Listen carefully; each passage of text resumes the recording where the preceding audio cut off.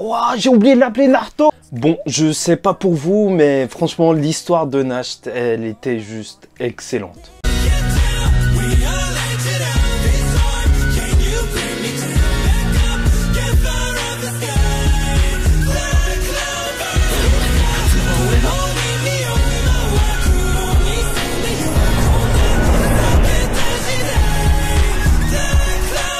Mesdames et messieurs, ici Chage et on se retrouve aujourd'hui pour la review du chapitre 286 de Black Clover, la nuit où l'aube n'est pas arrivée. Et franchement, rien que ça, c'est poétique. Et c'est vrai qu'on a l'impression de lire du Shakespeare là. Bon, d'accord, j'abuse un petit peu, mais vraiment, je trouve que les dessins, plus tout ce qui se passe à l'intérieur de ce chapitre, c'est vraiment super émouvant. J'étais vraiment bouche bée.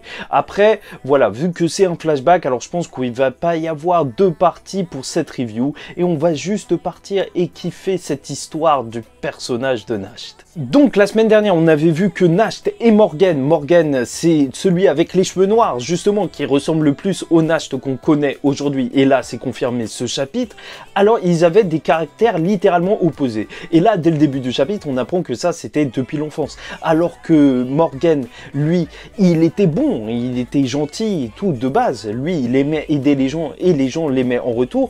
Alors Nasht lui c'était pas trop ça, il aimait bien utiliser sa magie mais plutôt pour s'amuser et les gens l'aimaient pas trop. Et c'est vrai que là Nasht il nourrissait une sorte de jalousie envers son frère parce qu'il voyait vraiment que lui était respecté et aimé. Et en plus cette contradiction, en fait cette opposition entre les deux personnages, elle se retrouvait aussi dans leur magie et c'est ça qu'on avait dit. Donc voilà, donc une magie de lumière pour Morgan et une magie de ténèbres pour Nasht. C'est vrai que ça fait beaucoup de magie de lumière dans le manga, mais à chaque fois c'est des personnages qui sont assez éloignés dans le temps. En réalité il y en a presque jamais deux au même moment. Si peut-être Patry et Lumiel au bout d'un moment, mais bon ça va, c'est pas trop gros. Bon, donc même si ils s'appelaient pareil, en fait c'était des gens de la famille Faust, et même si c'était des jumeaux, alors ils étaient vraiment tellement différents qu'on a pu penser qu'ils faisaient partie de deux espèces différentes, et c'est assez fort pour marquer leur opposition. Mais tout va commencer à aller beaucoup plus loin lorsque Nasht il va découvrir sa magie.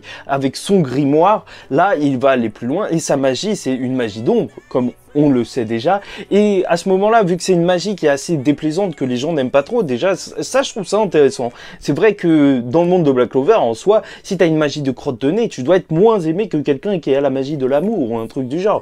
Et donc là, on le voit carrément, il s'est rapproché de quelqu'un qui avait une magie plus ou moins similaire, et c'est comme ça qu'il s'est rapproché de Yami. Yami qui considérait comme un bon gars à l'époque, et franchement, il a vécu des aventures avec lui, et c'est pour ça qu'il s'aime beaucoup en réalité.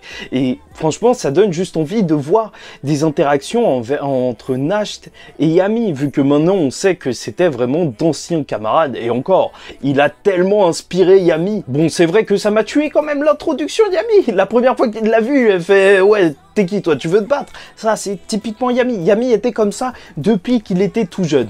Mais tout a commencé à changer quand Yami s'est retrouvé dans la même compagnie que son frère Morgan, enfin que le frère de Nasht, Morgan. Et là, bah déjà qu'il a toujours nourri une sorte de jalousie envers son frère, bah c'est vrai que perdre son ami au profit de son frère qui s'est retrouvé avec Yami, alors ça devait être assez dur pour lui. Et en plus, même si Nasht trouvait que Yami il n'était pas trop fait pour être chevalier mage, et c'est là que ça devient intéressant aussi, c'est que comment Yami a pu devenir capitaine, être moulé un petit peu dans ce rôle, alors que c'est vrai qu'il n'a pas du tout l'air d'être approprié pour le rôle. C'est parce que vraiment Morgan il a eu une grosse influence sur lui et il l'a ramené un petit peu dans tout ça. Et là où c'est assez touchant, c'est que Morgan, il s'entendait super bien avec Yami, mais c'est aussi parce qu'il lui rappelait son frère. Il le disait, franchement, t'es comme lui, tu pourrais venir avec nous, mais ça, Nasht, il l'a jamais accepté. Et le moment fatidique, c'est à partir des 18 ans, où justement, là, il s'est confronté à ses parents, Nasht, et là où il pensait, et je me suis pris une claque. Moi, je vous dis la vérité, on est entre nous. Pourquoi se mentir? Non, moi, je pensais que, voilà, il allait être rejeté par sa famille. Même lui le pensait. Même sa famille, elle faisait semblant, tu vois. Ils ont rien dit au début. Ils ont dit, bon, on va parler de l'héritier. Il s'est dit, ok, bah, ça y est, on a compris. Ça va être Morgan. Qu'est-ce que tu veux? Eh ben non, non. Ils l'ont affirmé, ils l'ont dit. ce sera Nasht. En fait, ce n'était pas Morgan qui était bon dans la famille. Non, non, non. Et ce n'était pas Nasht qui était exclu et étrange. Non. Tout l'inverse, c'était Nasht qui était complètement moulé dans la famille et qui devrait reprendre les rênes de la famille. Donc pour quelqu'un franchement qui devait se sentir mal par rapport à sa propre existence en fait, même au sein de sa famille, se rendre compte que en réalité, lui, il est vraiment comme sa famille, il n'est pas étranger à sa famille, ça devait vraiment lui faire quelque chose et à ce moment-là, il a été véritablement heureux. Sa famille, elle lui a montré que en réalité, eux, ils sont experts en fait, ils étudient les démons depuis longtemps et c'est là où tu vois justement l'ouverture de la chambre des démons qu'on avait vu lorsqu'il a entraîné Asta et c'est gros là, c'est très très gros, ils ont carrément une secte, il y a des gens derrière eux et voilà, ils vont commencer à tout lui expliquer et lui, il est complètement partant, même s'il a un petit peu peur, il est super excité par tout ce qui se passe. Et surtout, voilà, il a cette reconnaissance dont il avait vraiment besoin. Et c'est vrai que c'est assez triste en soi, parce qu'on va sur une thématique des jumeaux qui est assez réelle en fait. Il y a souvent cette blague des jumeaux bons et du jumeau maléfique. Ben, en fait, c'était ça. Et lui, enfin, c'était pas vraiment ça, mais lui, il se considérait comme celui qui était mauvais. C'est pour ça que ça l'avait détruit en quelque sorte, et qu'il était vraiment heureux que tout ça se passe bien. Et en même temps que, en fait, en parallèle, t'avais Morgan et Yami qui gravissaient les échelons et qui étaient connus comme un super duo avec une magie de lumière et de ténèbres. Et c'est vrai que ça doit être littéralement ouf. D'ailleurs, j'aimerais revenir sur ça parce que il y a des gens qui disent oui, mais c'est incohérent avec la partie où Yami disait face à Patry, justement, enfin, quand il croyait que c'était Licht dans la grotte, la première fois qu'on l'a vu utiliser la magie, sa magie de ténèbres, il a dit oui, je connais personne avec une magie de lumière. Bah, déjà, en soi, est-ce que c'est une grosse incohérence? Non, mais en plus, ça se justifie, parce qu'en soi, peut-être qu'il voulait dire « Je ne connais personne de vivant avec une magie de lumière », parce qu'ils essayaient de deviner un petit peu c'était qui à ce moment-là. Bon, bref. Et du côté de Nasht, lui, c'était véritablement un génie, et il a réussi à faire des rituels avec 4 démons. Sauf que c'est affirmé, parce que après, on nous parle des démons de haut rang, donc ces 4 démons, c'est sûr et certain, ce ne sont pas des démons de haut rang. Mais bon, ça on en était quasiment sûr, et je pense que c'est pas une grosse révélation pour tout le monde, et c'est après que les choses vont commencer à se corser, par contre. Parce que, voilà, ils se sont amusés, hein, la famille Faust, ils se sont dit, ouais, on a réussi à gérer les démons de bas rang, bah pourquoi pas tenter les grands démons. Et là, c'est très très gros. Alors là, il faut que je le reprenne, Lucifugus. Alors normalement, ils veulent invoquer ce démon. Et je sais pas si c'est par rapport à la traduction, et là, il y a beaucoup de personnes qui sont en train de se demander si c'est Lucifer ou Lucifugus, ou vraiment c'est un vrai autre démon, parce qu'ils disent qu'ils vont... En fait, c'est un des 3 piliers, un qui aurait la magie de gravité, un de temps et un d'espace. Et c'est vrai que de toute façon, en soi, si on parle de Lucifer, même s'il a une magie de gravité, on avait vu avec Dante que rien que son utilisation de la magie de gravité, elle faisait qu'il utilisait limite de l'espace, vu qu'il se téléportait avec en tordant l'espace grâce à la gravité, et le temps, théoriquement, je pense que ça pourrait se faire aussi. Mais peut-être aussi que Lucifugus, c'est juste un autre démon, totalement autre, qui aurait ces 3 magies. Mais je pense que ça irait loin, mais pourquoi pas, genre c'est vrai que c'est assez mystérieux qu'ils en parlent comme ça. Mais bon, si c'est vraiment 3 démons, Lucifer, gravité, le démon de Zénon, peut-être Belzébub, je sais pas, bah il aurait la magie d'espace, mais c'est vrai que c'est assez mystérieux qu'il n'y ait pas Megicula, enfin Megicula avec une magie de temps. Et bon, là il faudrait chercher un autre démon avec ça, et franchement ça ferait un combat parfait pour le retour de Julius à un moment, oui. Bien sûr, la magie de temps, franchement cette magie qui doit être juste incroyable, c'est vrai qu'on n'a pas eu l'occasion de la voir quand même au maximum de son potentiel avec Julius qui se retenait contre le corps de William Vengeance. Bon et bref, et même si Nasht, lui, il veut tenter justement ce rituel avec un démon de haut rang, alors il y a Morgan qui va arriver, et Morgan qui va leur dire d'arrêter, parce que déjà, c'est hors la loi, tu n'as pas le droit de faire ce genre de choses. C'est vrai que s'il y avait Kira, bah là, il leur foutrait une mandale, mais direct. Mais non, déjà, ils veulent continuer et surtout, c'est Nash, il veut absolument continuer.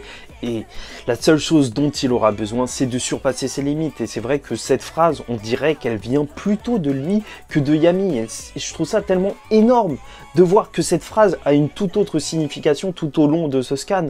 Voir que, en fait, cette phrase qui est iconique du manga Black Clover a un réel sens. Franchement, Tabata nous a fait quelque chose de réellement magnifique. Bon, et c'est vrai qu'on ne voit pas super bien le démon qui est devant lui, mais déjà, je trouve qu'il ressemble pas forcément à Lucifer. C'est pour ça que cette histoire de Lucifugus, elle est assez étrange, mais on dirait qu'il est assis, accroupi. Tu sens que le démon, il en impose. Et là, il se rend compte que vraiment, les démons de haut rang, faut pas blaguer avec. C'est pas un démon de bas rang, c'est pas un démon de moyen rang, non, non, non, c'est un démon de haut rang, et carrément, même si il est normalement dans un rituel, et c'est là que ça devient intéressant aussi, parce que il nous dit bien que dans un rituel, normalement, en son sein, bah, le démon est moins puissant. Donc, peut-être que Rib, lui aussi, il était moins puissant à l'intérieur de ce rituel. Ou peut-être pas, parce que lui, c'était vraiment un démon qui avait un corps dans le monde réel, enfin dans le monde des humains. Donc faudrait voir, mais ça pourrait peut-être expliquer pourquoi. Je sais qu'il y a beaucoup de gens qui sont déçus que il est perdu, mais bon, il a de l'anti-magie, et l'anti-magie, ça fait rien à ça, donc bref, on va pas revenir sur ce débat. Bon, donc, carrément, là, t'as le Lucifugus qui brûle un petit peu tout le monde et qui attaque tout le monde. Et d'ailleurs, il y a même des gens qui ont l'air de disparaître un petit peu comme s'il y avait le démon du temps. Enfin, c'est vrai que c'est assez mystérieux. Et t'as carrément les parents de Nash qui vont mourir. Mais alors que, normalement, c'était perdu pour lui, c'est son frère Morgan qui va venir et qui va tenter de le sauver. Et sauf qu'ils connaissent pas vraiment les répercussions d'intervenir dans un rituel. Il va détruire le bracelet qui devait servir justement pour lancer tout ce rituel, et ce prix, en fait, le prix qu'il devra payer, c'est le prix de sa vie. On voit bien que ses mains, elles sont devenues noires, il crache du sang, il n'a pas l'air d'avoir de véritables blessures, ça doit être vraiment juste parce qu'il a annulé le pacte, donc... Et voilà, là, tu te rends compte que déjà le personnage de Morgan, c'est vraiment un personnage admirable. Franchement, moi, je kiffe ce genre de personnage, même si ils sont trop gentils, ils sont un petit peu trop plats, parce qu'ils sont trop droits. J'aime trop ce genre de personnage, je suis fan de Fuigoleo. Donc voilà, Morgan, moi, je kiffe, c'est normal. Donc, lui, il pense carrément, là, il est en train de mourir, il se dit, ouais, c'est le karma, j'aurais dû en parler, c'est parce que c'est pas bien ce que j'ai fait. J'ai pas parlé de ce qui se passait dans ma famille. Le mec, il est en train de mourir, il a sauvé son frère. Au lieu de lui en vouloir, il est en train de dire que c'est de sa faute. Il est juste incroyable. Il est vraiment juste incroyable. Et c'est vrai que si en entendant ces paroles, Nash, il a dû tellement s'en vouloir. Et c'est là que l'écriture de Tabata, je l'ai trouvée vraiment, mais vraiment forte. Hein. Déjà, tout d'abord avec justement ce retournement de situation, parce que Black Clover, c'est un manga qui, il faut pas se mentir, c'est un manga avec une construction assez classique. À chaque fois, je m'attends pas à être retourné à chaque fois que je lis ce manga, mais à chaque fois, il y a ce genre de petits trucs, genre la famille de Nash, on découvre qu'en fait, c'est elle qui vénère les démons. Ça, je m'y attendais pas du tout, et c'est pour ça que c'est un pur kiff de suivre l'histoire. Et là, c'était terrible de voir Nash, en fait, tellement se sentir mal que lui, qui était avec les démons, a imploré Dieu de l'aider. Parce qu'il savait qu'il pouvait absolument rien faire. Et franchement, ça m'a touché. Parce que, en soi, il s'en est remis à quelque chose qu'il croit peut-être même pas, en fait, vu qu'il fait des pactes avec les démons. Mais il s'est rendu compte que personne l'a sauvé. Et pour ça, il se déteste. Et la manière dont c'est raconté, avec les cases, je vous les mets là. Mais c'était juste incroyable. Franchement, j'ai trouvé ça mais tellement touchant. Je sais pas. C'était vraiment une super belle écriture de Tabata. Genre vraiment tout l'enchaînement de ce qu'il dit, c'est énorme. Plus triste en fait, c'est que Morgan, lui, son rêve, ça a toujours été de voir son frère marcher à ses côtés. Je pense que c'est pour ça même qu'il aimait bien Yami, parce que c'était un ami de son frère. Et voilà, il lui faisait penser à son frère. Il voulait que justement l'ombre et la lumière soient ensemble pour protéger le peuple. Mais ça s'est pas fait au final. Peut-être à cause de Nash, peut-être parce que Nash aussi, il a été entraîné par ses parents. Je pense que c'est pas entièrement de la faute de Nash, hein, tout ce qui est arrivé. Mais voilà, genre, alors que de son côté, Nash, lui, il cherchait une place. C'est ça qu'il voulait faire durant tout ce scan et toute son histoire. Il a cherché une place dans la vie. Ses parents, ils lui en ont offert une, même si elle était mauvaise. Donc, il l'a pris, mais c'est triste de voir que son frère, lui, tout ce qu'il aurait toujours voulu, c'était lui donner cette place que Nasht lui cherchait. Et carrément, Nasht, lui, il avait peur que son frère, qui brillait tellement il était bon, bah en fait, quand il se retrouve à ses côtés, au bout d'un moment, juste de l'assombrir. Non, franchement, c'est incroyable. Là, qu'est-ce que tu veux? Qu'est-ce que tu veux de plus? Genre, pour aimer l'écriture de Tabata, ce scan, il est kiffant. C'est des émotions pures. Et franchement, c'est triste de voir comment, ce jour-là, Nasht, il a véritablement tout perdu. Et il a commencé à se détester. Il s'est dit que voilà, personne lui est venu en aide. Et en même temps, enfin Dieu, mais lui est même pas venu en aide. Et en même temps, il le méritait. Et ça, il n'a jamais réussi à se le pardonner. Et il se le pardonnera jamais jusqu'à ce qu'il meure. Et c'est là qu'on en revient au combat, où il se retrouve face aux démons jumeaux. Donc démons jumeaux, toute la symbolique derrière. Voilà, se battre contre des jumeaux, contre même ce qu'il aurait pu être au bout d'un moment, tu vois, des gens ensemble. Bah là, c'est dur, mais en tout cas, il le dit, alors que justement, c'était une phrase qu'il détestait à partir de maintenant. Et il le répète, malgré tout, il est là et il va surpasser ses limites ici et maintenant. La dernière fois qu'il a dit cette phrase, je vous le rappelle, il a complètement détruit toute sa famille. Toute sa famille est morte, mais là, il va le faire. Pour qu'avant que le mal atteigne les gens bons, il puisse les détruire. Franchement, c'était vraiment incroyable. Je vous dis la vérité. Nasht, c'est vraiment dans mon top, je sais pas combien des persos. Je l'aime beaucoup, même si je pense que j'aurais préféré son frère. Si on aurait pu le connaître, mais malheureusement, voilà, on le connaît pas. On comprend pourquoi il déteste Yami. C'est vrai que je trouve ça intéressant que justement ce soit pas une haine vis-à-vis d'un truc qui s'est vraiment passé entre deux au final, parce que là, au moins, dès qu'ils se reverront, on n'aura pas un gros passage où ils devront se faire pardonner l'un l'autre. Non, là, peut-être qu'on pourra retrouver les deux vieux amis d'antan, et ça me fait peur aussi, ça me fait très très peur, parce que durant ce scan, ils ont bien dit, Morgan le disait, et même c'est Tabata qui parle à travers ça, qui dit que les deux, en fait, ils étaient quasiment pareils. Ça fait très peur, parce que pourquoi Tabata laisserait en vie deux personnages qui se ressemblent autant? Franchement, ça me fait flipper, les gars. Là, je sens qu'il est en train d'introduire la mort de Nasht ou de Yami. Ça pue! Ça pue, mais ça pue! Bon, je me suis calmé, mais franchement, tout ce qu'on pensait du personnage, comme quoi il détestait Yami et même le taureau noir, ces gens qui étaient mauvais, en fait, c'était par rapport à un reflet qu'il avait de lui-même, là, ça y est, c'est confirmé. Mais c'est vrai qu'il manque encore des petites explications, franchement, j'espère que Tabata ne sera pas avare de détails, là, il faut partager Tabata. Bon, peut-être à la fin de l'arc, mais ce serait intéressant de voir comment Nasht, justement, après, il a rejoint... Oh, j'ai oublié de l'appeler Naruto! Oh purée, bon c'est pas grave. Comment Naruto, il a rejoint justement le Yami, comme si de rien n'était, parce que sûrement que après il a pris l'identité de son frère pour continuer ce qu'il voulait faire, et comment il s'est retrouvé à faire la mission au royaume de Spade, au royaume des démons, pour les combattre. Franchement, la version de Yami de cette histoire pourrait être super intéressante. Comment il a vu justement son ami partir d'un coup, disparaître, et le frère de son ami, et même qui était encore plus son ami, Nasht, devenir complètement différent et sans vouloir à mort.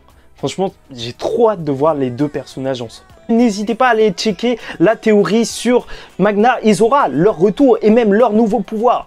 Petit spoil, artefact magique. Mais bon, parce que voilà, vous me l'aviez demandé, je l'ai fait et c'est cool. Franchement, j'ai trouvé des trucs assez intéressants. Mais voilà, ceux qui l'auront vu le savent déjà. Bref, et c'est pas tout, puisqu'à la fin du chapitre, Tabata nous annonce que le prochain scan, déjà on aura une couverture en couleur pour le Jump. Ça va être énorme, J'espère qu'elle va claquer. Une couverture avec Nasht pour le Jump. Oh, le taureau noir aussi, ça piquerait. Mais bon, surtout, il l'a dit qu'il ferait une grosse annonce. Donc, ça me hype. Je sais pas c'est quoi. Franchement, le premier film Black Clover, ce serait hypant. Moi, je suis pour. Je suis pour à 10 000%. Et j'espère qu'ils surpasseront leurs limites dans l'animation s'ils font ça. Mais ça me hype à mort. Donc, n'hésitez pas à me dire en commentaire ce que vous pensez que sera cette annonce. Hein. Parce que je pense pas que ce sera par rapport à l'animé. Parce que l'animé, normalement, c'est la semaine prochaine. Enfin, c'est le 30. Ils avaient dit qu'ils feraient une annonce. Et je pense pas qu'ils vont dévier de ça. Donc je pense vraiment que ça peut partir sur un film ou un truc comme ça. Je connais. Tu connais. Bon, bref, j'espère que tu as apprécié cette vidéo. En tout cas, pour moi, c'était un plaisir de te la faire. N'hésite donc pas à liker la vidéo si tu as apprécié, à commenter si justement tu as un avis sur cette annonce de Tabata ou même sur l'histoire de Naruto tout entière, à t'abonner si tu es fan de Black Clover, car chaque semaine, c'est un plaisir d'en parler. Et en attendant la semaine prochaine et un prochain scan qui risque d'être énorme, je te souhaite beaucoup de repos, que tout se passe bien pour toi, et je vous dis ciao tout le monde, à tout le monde, et paix sur vous.